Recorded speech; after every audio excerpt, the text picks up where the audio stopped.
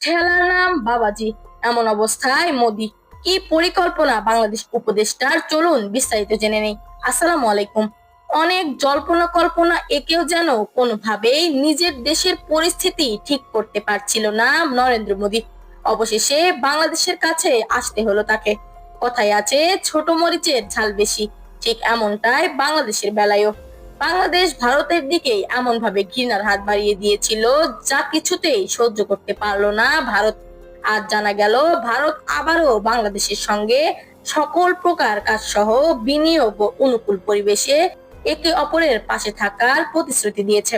তবে এই খবর প্রকাশের পরে জনমতে প্রশ্নের নতুন ঝড় বইতে শুরু করেছে। হাসিনাকে ফেরত না দিয়ে কেন এই আপোষ? তবে সে বিষয়ে কোনো তথ্য এখনো সামনে আসেনি। আনুষ্ঠানিক তথ্য মতে জানা গেছে, হাসিনার বিষয়ে পরবর্তীতে আলোচনায় বসবে নরেন্দ্র মোদি এবং ডক্টর ইউনূস। আজকের এই ভারত ও বাংলাদেশের এই নতুন নিউজ নিয়ে আপনার কি মতামত? কমেন্ট বক্সে জানিয়ে যাবেন আপনার মূল্যবান মতামতটি। ধন্যবাদ সবাইকে।